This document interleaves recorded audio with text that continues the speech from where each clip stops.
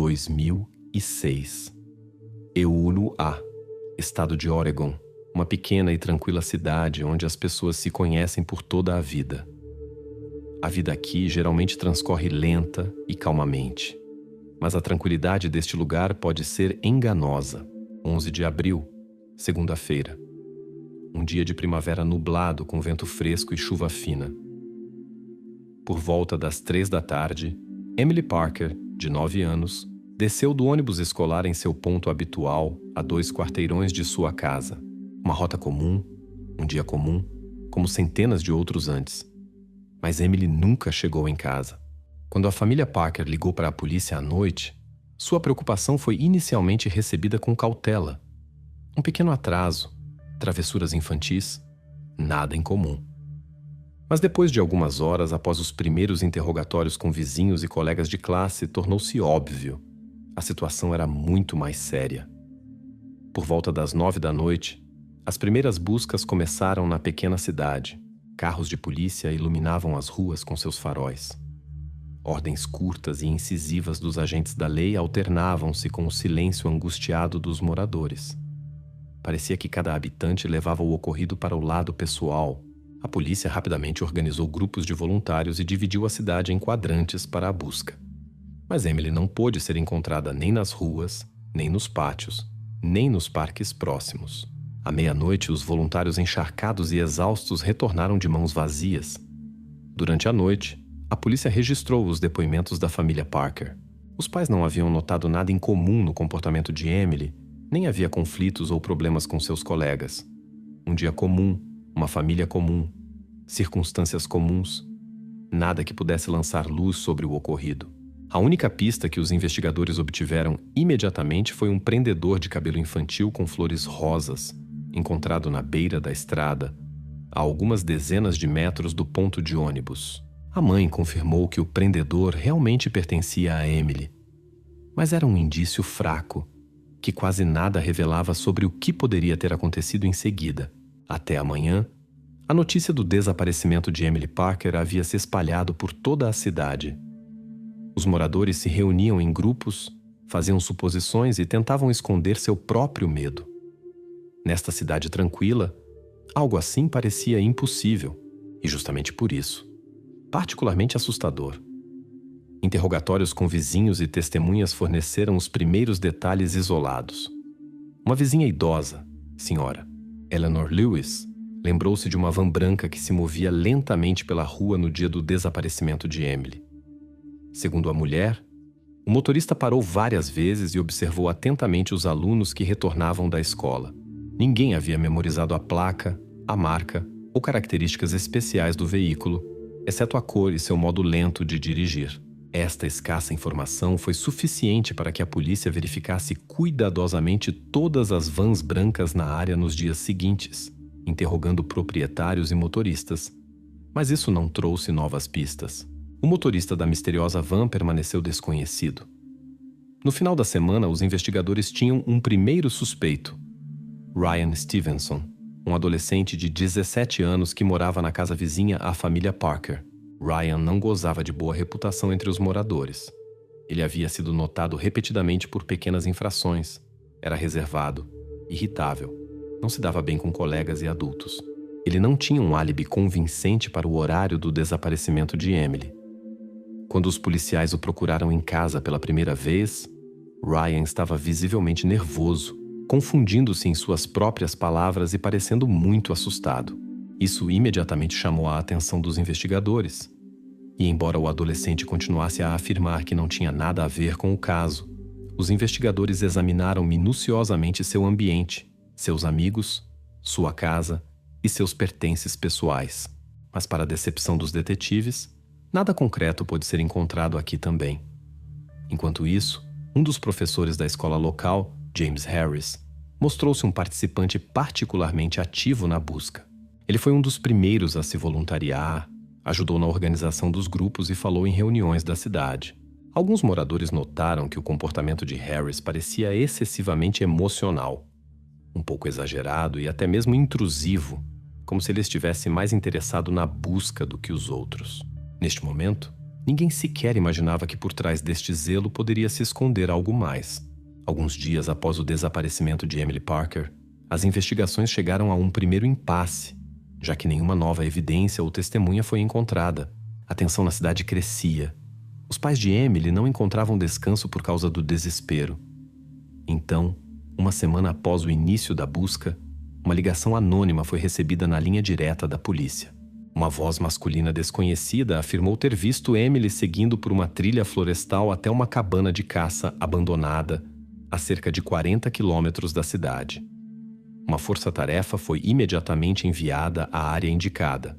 Quando chegaram ao local tarde da noite, descobriram pegadas infantis quase invisíveis, claramente reconhecíveis no solo úmido. As pegadas terminavam abruptamente em um pequeno riacho que corria nas proximidades. Dentro da casa abandonada, nenhum sinal de presença humana foi encontrado.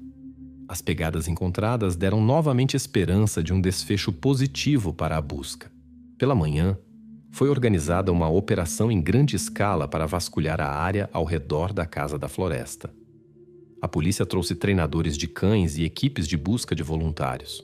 Mas ninguém poderia imaginar que essas pistas levariam apenas a outro beco sem saída e mais perguntas do que respostas.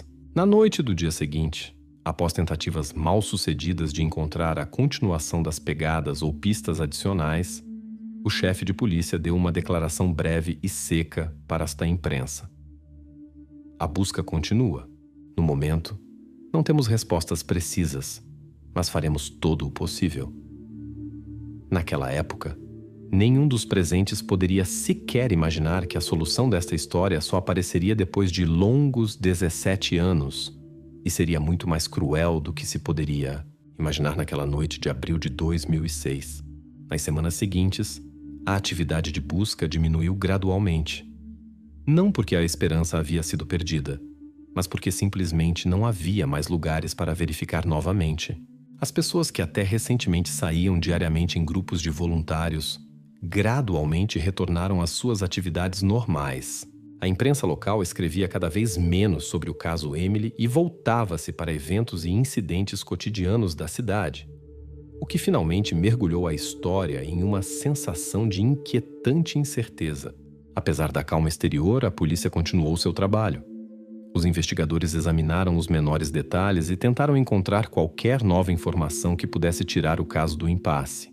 Técnicos forenses que examinaram o local onde as pegadas de Emily desapareceram na floresta notaram o caráter estranho do seu desaparecimento. Eles disseram que dava a impressão de que a pessoa que deixou essas pegadas simplesmente havia se desvanecido no ar. No entanto, os especialistas mantiveram-se em versões mais práticas. Talvez alguém tivesse carregado Emily sobre o riacho, ou as pegadas haviam sido deliberadamente apagadas. No início de maio, a polícia recebeu os resultados das investigações do local do desaparecimento. A única evidência, o prendedor de cabelo encontrado na beira da estrada próximo ao ponto de ônibus, não apresentava impressões digitais estranhas, exceto as da própria Emily. Isso dificultou significativamente o trabalho da polícia, pois significava apenas uma coisa: o perpetrador ou uma testemunha ocasional era cauteloso e agiu com prudência. Enquanto isso, os detetives decidiram verificar novamente a versão da van branca mencionada pela vizinha idosa, Sra. Lewis. Eles conduziram um interrogatório adicional dos moradores dos bairros vizinhos. Durante este novo interrogatório surgiu outro detalhe interessante. Uma das moradoras, uma jovem chamada Sarah Miller, afirmou ter notado uma van branca semelhante perto do supermercado cerca de uma semana antes do desaparecimento de Emily. Segundo seu depoimento, o motorista parecia um homem de meia idade, discreto, exceto talvez por seu olhar, muito atento e penetrante.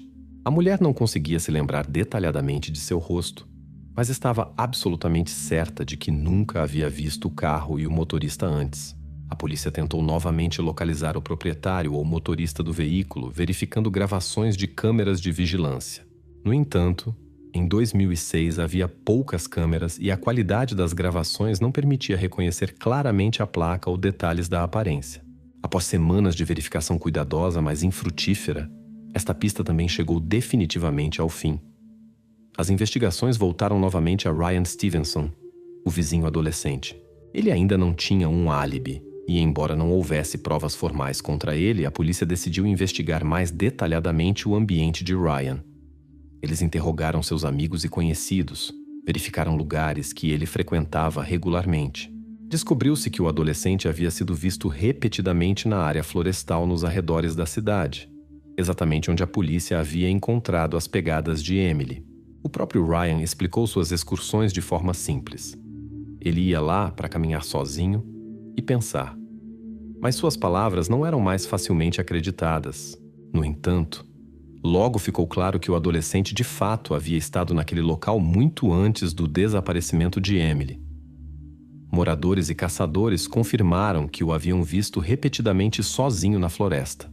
E embora isso confirmasse as palavras de Ryan, os investigadores não descartaram que ele poderia ter usado o local que conhecia bem para outros propósitos também. Ao mesmo tempo, eles também verificaram o professor James Harris. Seu passado despertou particular interesse nos detetives. Harris havia se mudado do estado de Washington para Oregon 3 anos antes do desaparecimento de Emily.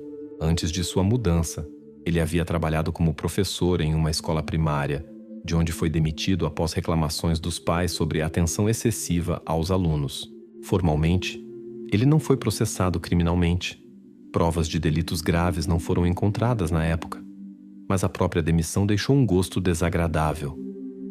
Harris foi novamente interrogado minuciosamente. Ele parecia extremamente perturbado e repetia que só queria ajudar na busca por Emily. Os investigadores observaram que o professor se comportava naturalmente durante a conversa. Respondia com confiança e coerência. A polícia verificou adicionalmente seu álibi. Descobriu-se que Harris realmente havia participado de uma assembleia escolar no dia do desaparecimento de Emily, o que foi confirmado por dezenas de testemunhas. Por enquanto, parecia que os indícios contra ele não formavam um quadro claro. Enquanto isso, a atmosfera na família Parker tornou-se particularmente pesada.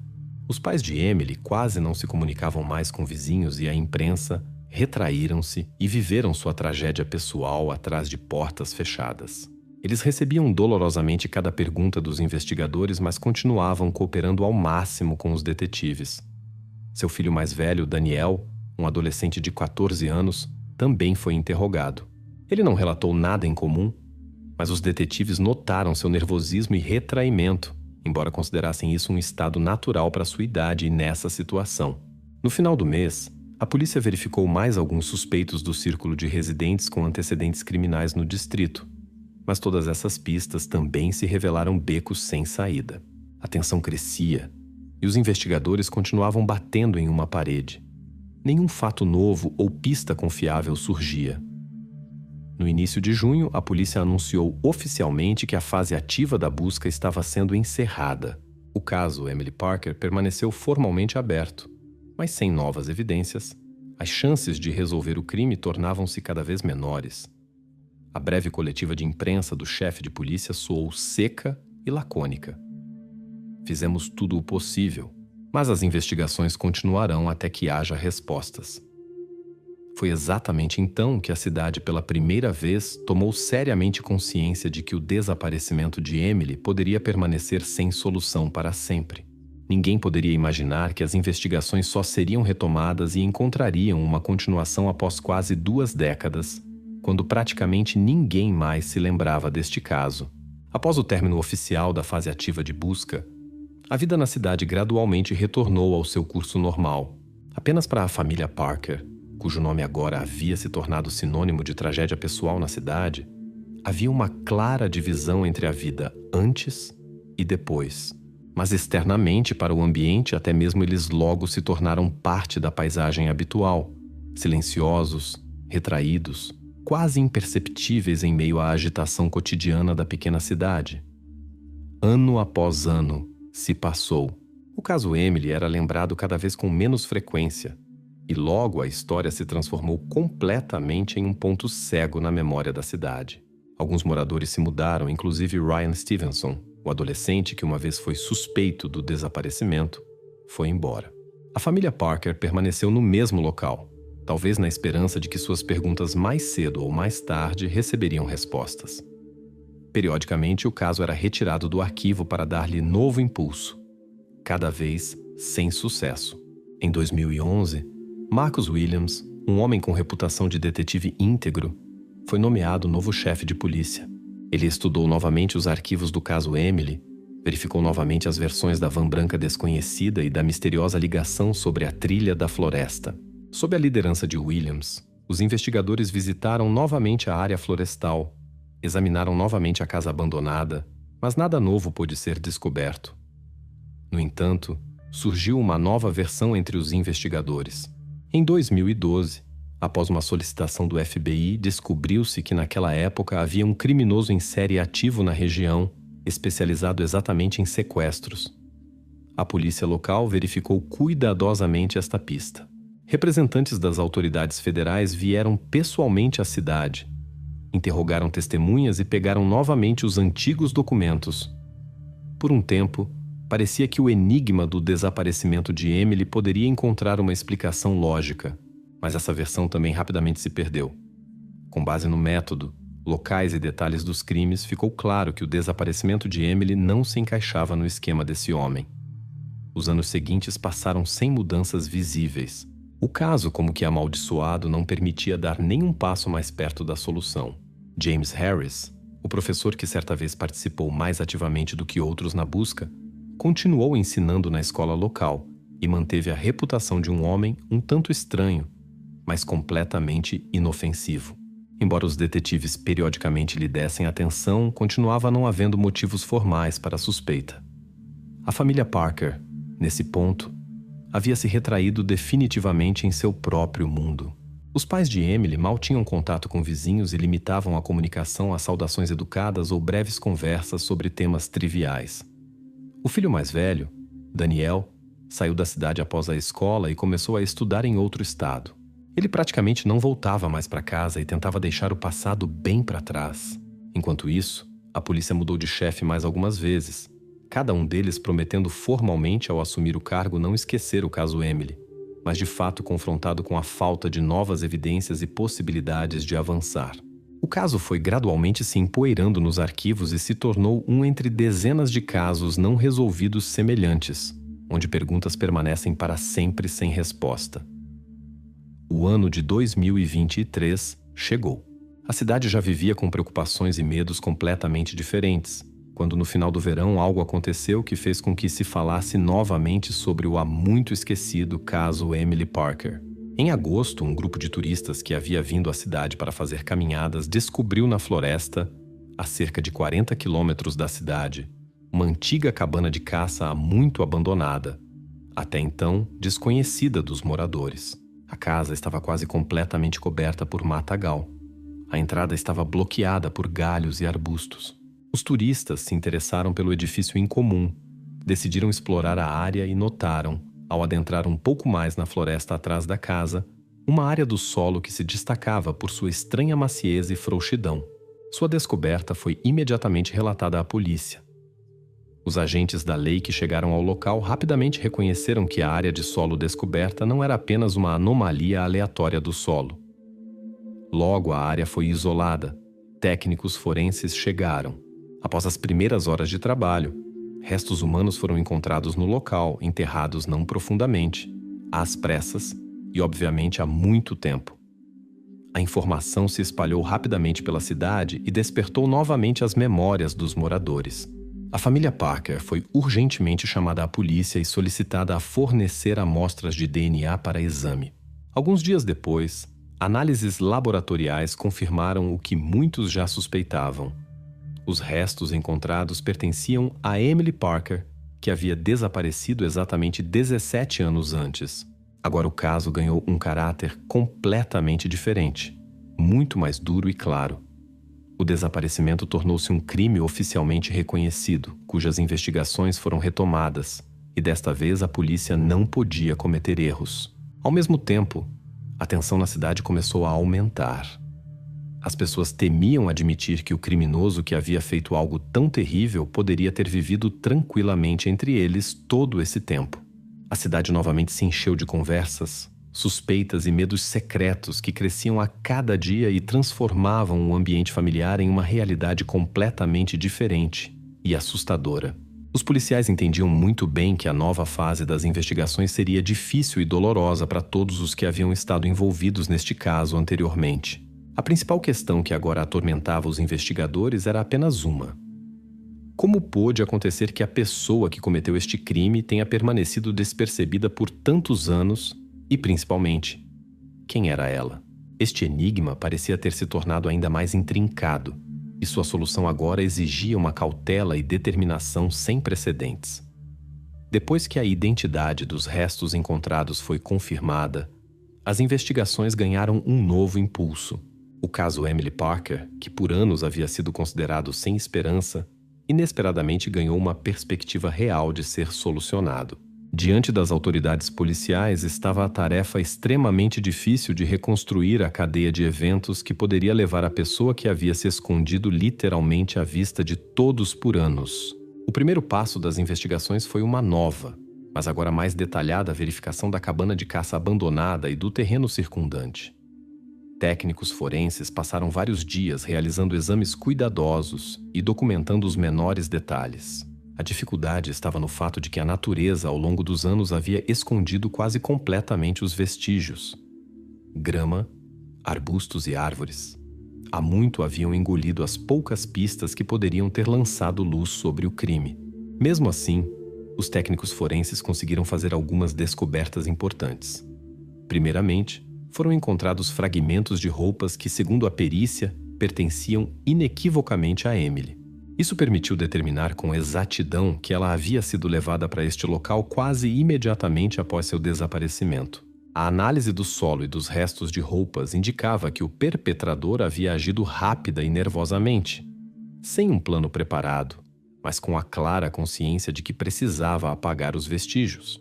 Ao mesmo tempo, a polícia começou uma verificação abrangente de todas as pessoas que haviam estado envolvidas nas investigações originais 17 anos antes. A lista de suspeitos diminuía constantemente. Ryan Stevenson, que anteriormente havia despertado suspeitas, estava bem longe do estado, levava uma vida completamente normal e tinha provas confiáveis de sua inocência. Outras pessoas que haviam caído sob suspeita ou já haviam deixado a região há muito tempo ou podiam apresentar álibis convincentes. No entanto, quando os investigadores examinaram novamente mais detalhadamente o professor James Harris, seu interesse aumentou consideravelmente. Harris ainda vivia na cidade vizinha, ensinava na escola local e gozava de boa reputação. Exteriormente, sua vida parecia impecável, tranquila, pacífica e completamente transparente. Mesmo assim, os detetives decidiram examinar cuidadosamente mais uma vez seu passado e sua vida atual. Harris foi convocado para uma conversa sob o pretexto de esclarecer novamente informações sobre o caso antigo. No encontro, ele pareceu um pouco surpreso, mas manteve absoluta calma e amabilidade. Para os investigadores, era difícil até mesmo imaginar que por trás de uma fachada tão equilibrada pudesse se esconder o procurado. Um momento, no entanto, chamou a atenção dos detetives. O professor não conseguiu explicar plausivelmente alguns detalhes de sua mudança de seu emprego anterior. Em suas respostas, podia-se sentir um nervosismo oculto, embora exteriormente ele continuasse a se mostrar confiante e educado. Após o encontro, a polícia solicitou informações adicionais de Washington, onde Harris havia trabalhado anteriormente. Surgiram documentos que até então não haviam entrado no foco das investigações locais. Descobriu-se que Harris havia sido alvo da administração de sua antiga escola várias vezes devido a reclamações sobre relações muito próximas, até mesmo intrusivas, com alguns alunos. Na época, isso foi considerado não suficientemente grave para um processo criminal. No entanto, Harris deixou a escola por insistência da direção escolar.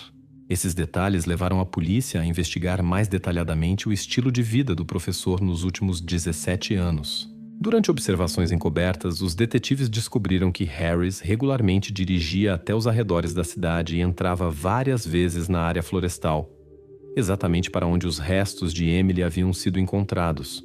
Parecia estranho que Harris, após tantos anos, mostrasse interesse por este local, mas ainda não havia motivo formal para acusá-lo. Os investigadores decidiram realizar uma busca autorizada na casa de Harris, na esperança de encontrar algo que pudesse lançar luz sobre seu envolvimento. O próprio Harris estava presente durante a busca. Parecia imperturbável e até ofereceu ajuda aos policiais para demonstrar sua completa abertura e disposição em cooperar. Embora inicialmente nada suspeito tenha sido encontrado na casa, os detetives notaram algumas caixas antigas na garagem que estavam separadas das outras coisas e, obviamente, não haviam sido abertas por muitos anos. Foi exatamente em uma dessas caixas que os policiais descobriram objetos que deixaram até detetives experientes sem palavras. Entre pequenos objetos há muito esquecidos, documentos escolares e desenhos infantis, havia objetos que claramente pertenciam a Emily. Pequenas coisas que os pais de Emily haviam esquecido de mencionar devido ao longo tempo, mas que agora diziam muito mais do que todas as palavras. Harris, ao notar a reação dos policiais, perdeu o controle pela primeira vez e não conseguiu dar uma explicação plausível para o achado. Após este evento, o professor foi preso e levado à delegacia para interrogatório. Desta vez, sua calma e autoconfiança haviam desaparecido. Harris estava nervoso, enredando-se em suas declarações e negando categoricamente seu envolvimento no incidente. Ele repetia que não entendia como esses objetos poderiam ter entrado em sua casa e insistia que alguém lhe armara uma armadilha. Para a polícia, no entanto, os objetos encontrados tornaram-se uma prova irrefutável do envolvimento de Harris no crime. Mas os investigadores entendiam que isso sozinho não seria suficiente para formular uma acusação completa. Era necessário descobrir exatamente como esses objetos chegaram a Harris e qual motivo ele poderia ter tido para cometer um crime tão grave. Enquanto isso, a cidade, novamente tomada pelo medo e inquietação, mal conseguia compreender que um homem que muitos conheciam como um cidadão respeitável e justo poderia estar envolvido em um crime tão cruel. As pessoas tinham dificuldade em aceitar a ideia de que o mal poderia viver despercebido ao lado delas por tantos anos, escondido atrás de uma máscara de gentileza e confiança. Foi exatamente este pensamento que não deixava em paz todos os habitantes da cidade, que agora eram forçados a reconsiderar sua atitude em relação ao passado e a cada pessoa que fez parte de suas vidas durante esses longos 17 anos. Após a prisão de James Harris, os investigadores tinham pela frente um trabalho difícil e árduo. Apesar dos objetos encontrados que pertenciam a Emily, Harris continuava a insistir em sua completa inocência. Ele exigiu um advogado, recusou-se a fazer mais declarações e retraiu-se completamente. A polícia entendia que era difícil basear uma acusação apenas no fato de terem encontrado os objetos. Era necessário encontrar provas convincentes que ligassem Harris ao local do crime e que excluíssem completamente a possibilidade de esses objetos terem aparecido em sua casa por acaso. Os investigadores começaram um exame detalhado da vida de Harris nos últimos 17 anos. Seus e-mails, contas bancárias, chamadas telefônicas e até mesmo suas rotas de viagem foram verificadas com especial cuidado. A verificação detalhada do telefone de Harris revelou várias peculiaridades.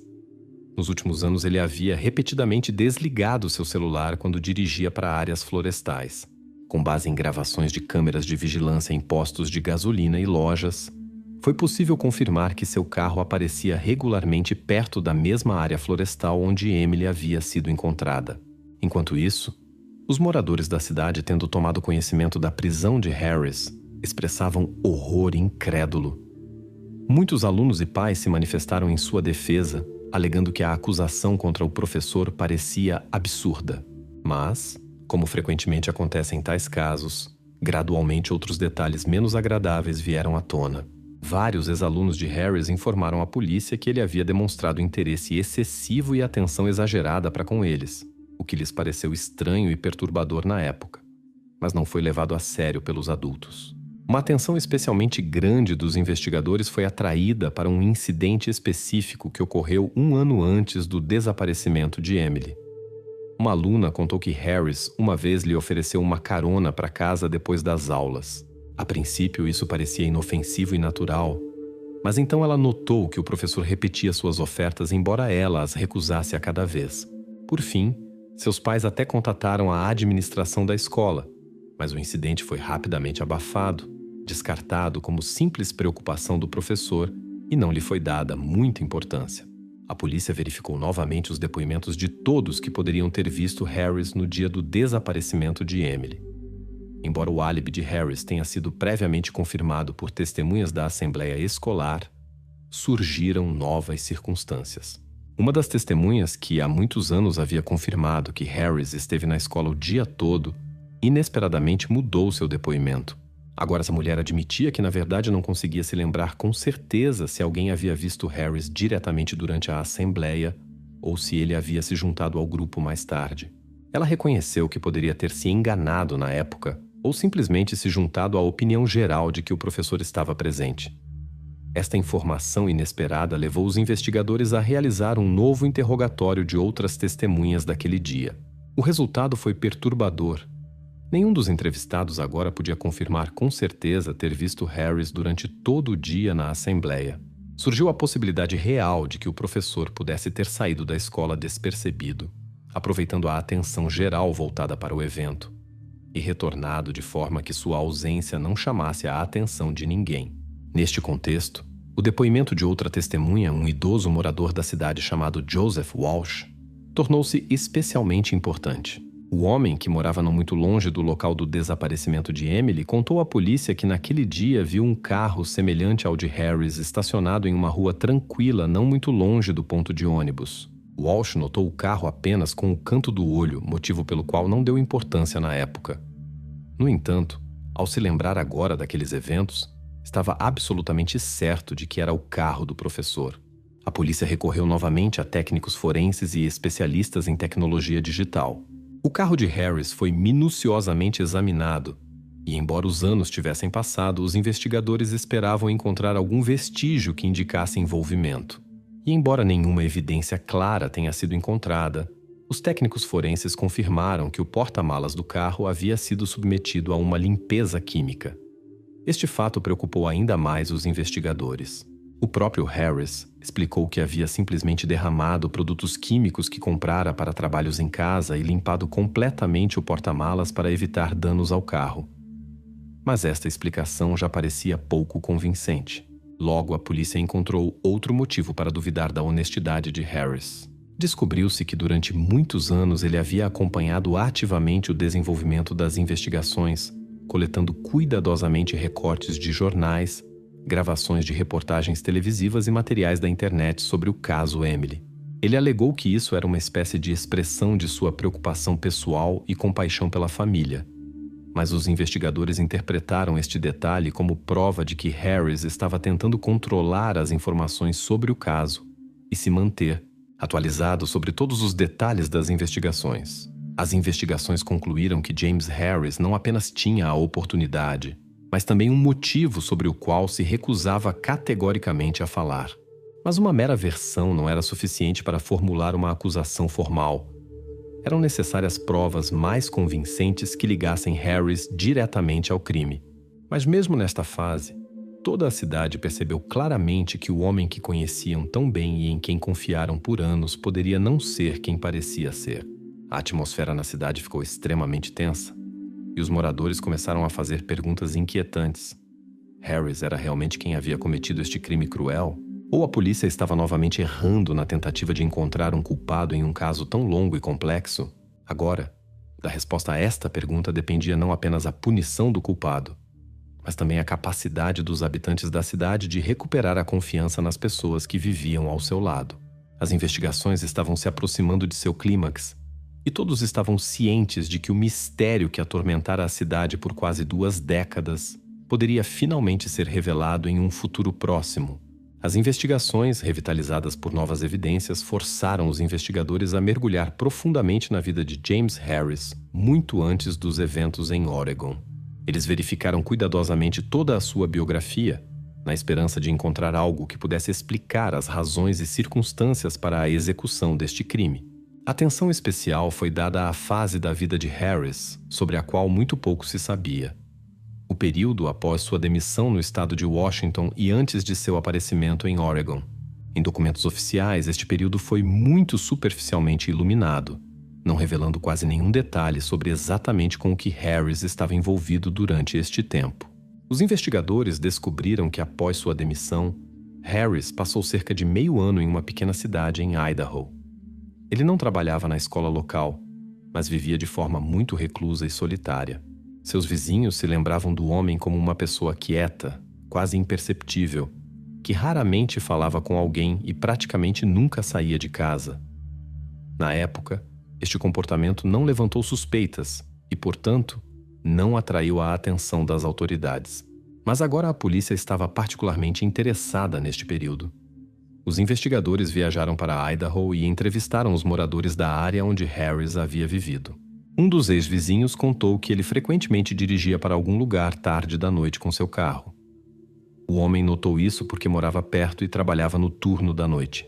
Ele se lembrou de ter encontrado Harris uma vez por volta da meia-noite em uma área florestal não muito longe da cidade. Quando perguntado sobre o que o professor estava fazendo lá, Harris respondeu calmamente que simplesmente não conseguia dormir e vinha ali para pensar sozinho.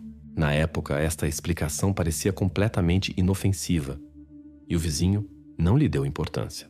No entanto, considerando as circunstâncias e o momento do crime em Oregon, os investigadores decidiram verificar a área florestal mencionada pela testemunha em Idaho. Ali, após tantos anos, era praticamente impossível encontrar evidências físicas. Mas o fato das viagens noturnas de Harris a lugares remotos parecia perturbador e poderia indicar um padrão de comportamento típico de um potencial criminoso. De volta a Oregon, os detetives interrogaram Harris novamente e o confrontaram com novos detalhes e perguntas sobre sua vida em Idaho. Desta vez, seu comportamento durante o interrogatório foi completamente diferente. Harris permaneceu em silêncio, apenas ocasionalmente repetindo a frase de que não entendia o que isso tinha a ver com o desaparecimento de Emily.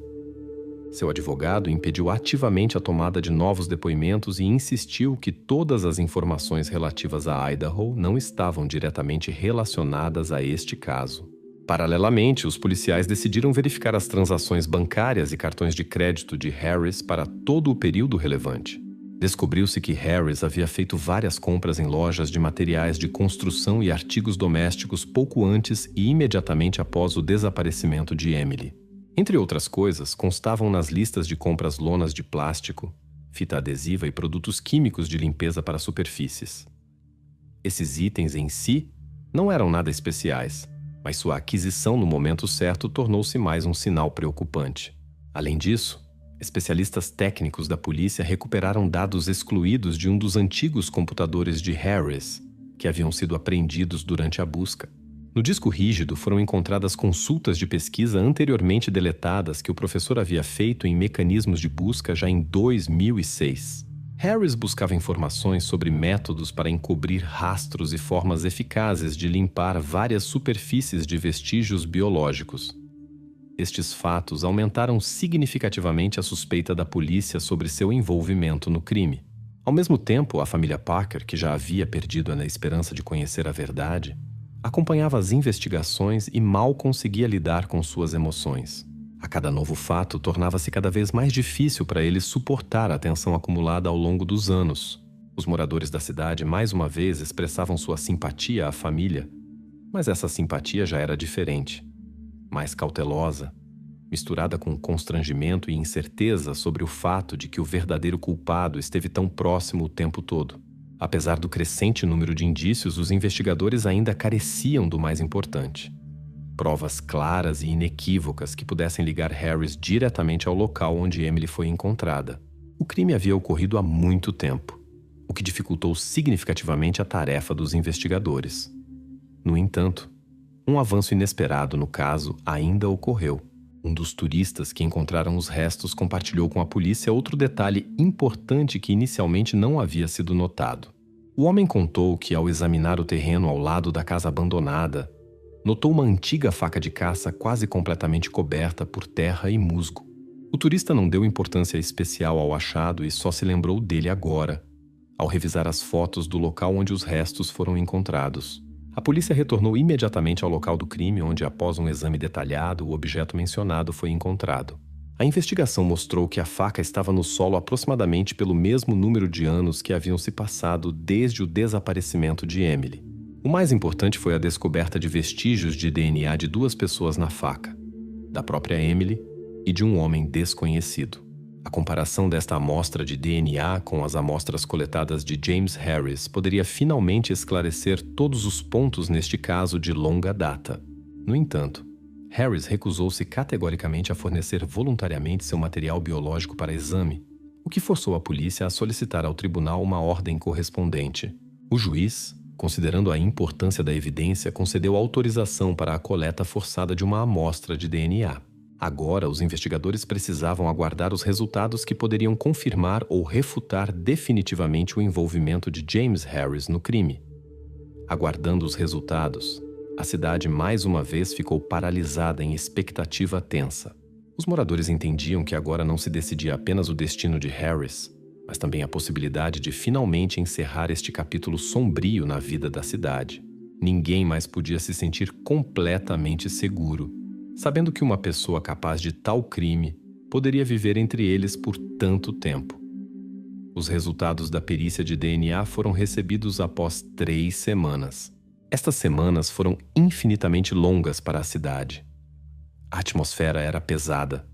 Os habitantes pareciam estar paralisados, esperando pela resposta final à pergunta que atormentara a todos por quase 2 décadas. Quando os detetives receberam o parecer oficial, não restaram mais dúvidas.